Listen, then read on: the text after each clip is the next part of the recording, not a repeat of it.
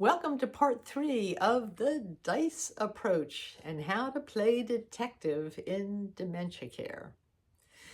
I'm dementia coach Diane, caring for my husband Ben at home with Lewy body dementia, and boy, I am a real Sherlock Holmes these days.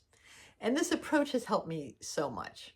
If you missed the first 2 videos, this approach, called the DICE approach, was developed by Dr. Helen Kales and her team to help us approach baffling behaviors with curiosity instead of panic. And it really helps. And so we've been through the first 3 steps where we describe the behavior that we've been observing, we investigated the possible causes, we put a plan in place, but now it's time to evaluate that plan, to continue to observe to see if your plan is working. So,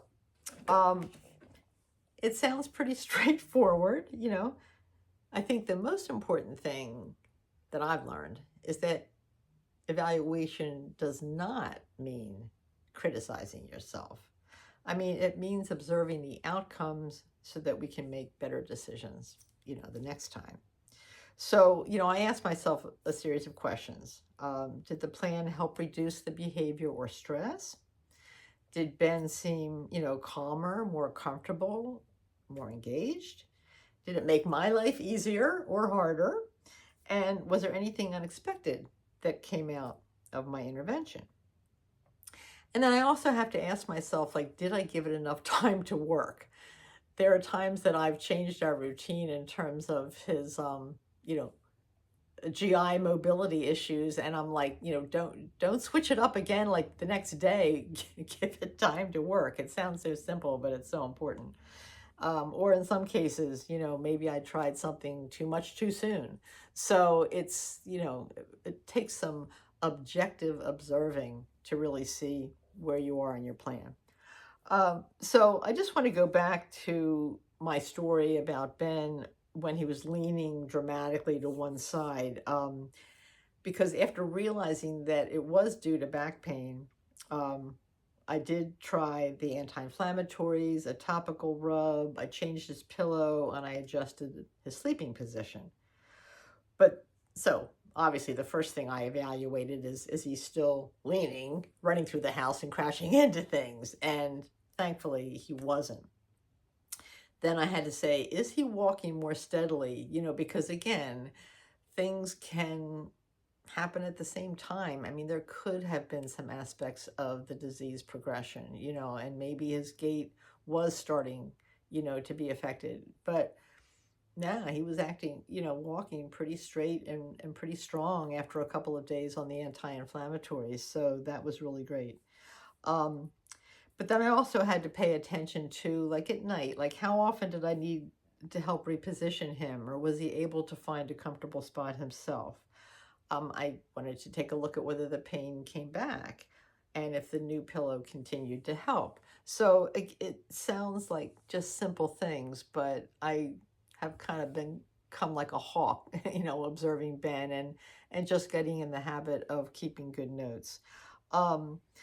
I even made some small changes like shifting the bed angle, and I tracked again to see if he was more comfortable as he was falling asleep versus, spending 30 minutes shifting around until he got comfortable himself. So all those little things just added up and helped me to see what adjustments were helping and which ones I maybe still needed to make.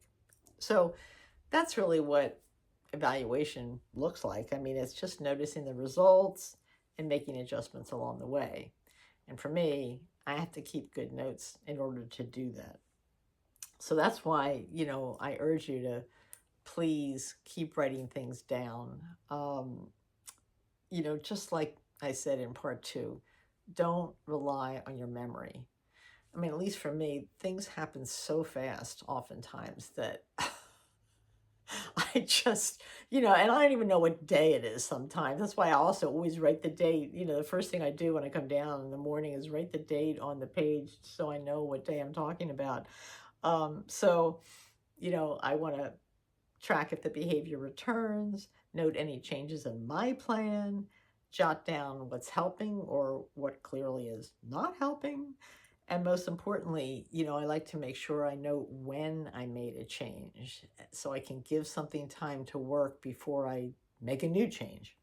So, sometimes the biggest clue is seeing that things improved after 2 to 3 days, or something like, hey, a new problem started the day I ran out of that supplement, or I changed something in the environment. So again, if I didn't keep notes about these things, I'd, I'd be pretty lost. And it also really helps me speak more clearly when I'm talking to a physician.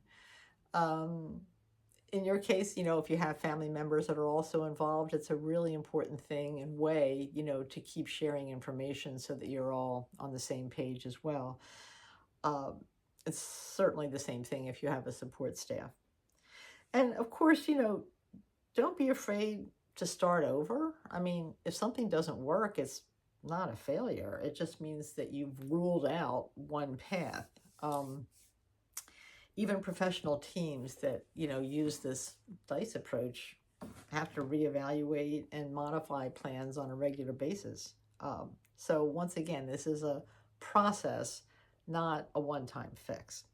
So if you are evaluating your plan, it means you're doing something that most caregivers never even maybe knew they could do. You're responding intentionally instead of just reacting. You're observing, you're adapting, and you're honoring your loved one's needs and your own. And I say that's powerful caregiving. So once again, here's my call to action to you. Please, what's something that you have done? What are some things that have made a difference, big, or small? Please, again, just share in the comments what you've evaluated, what you noticed, and maybe some of the small changes that you made that could have resulted in a small difference or, a big one. All these things add up on our dementia care journey. And, if you're still in the middle of trying to figure something out, put that in the comments too, because maybe one of us has encountered it and we can help. And please, go back and watch parts 1 and 2 of this series if you haven't already, because I try to, break them up into small videos so that they don't take long to watch. But, I try to cover everything in the complete series. And bottom line, just remember, we're all detectives here. And together, I truly believe that we are getting better at solving the mystery, one clue at a time. And you know what I often say, my slogan, together we're stronger, together we got this. So stay tuned. I'm going to do a wrap up in video 4 and hopefully convince you that if you're not already doing something like this intentionally, the DICE approach can really help.